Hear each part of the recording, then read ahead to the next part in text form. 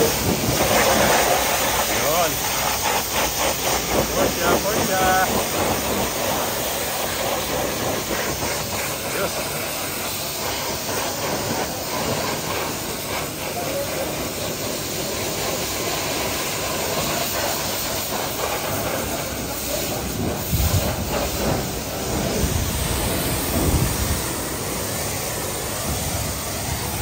Guys,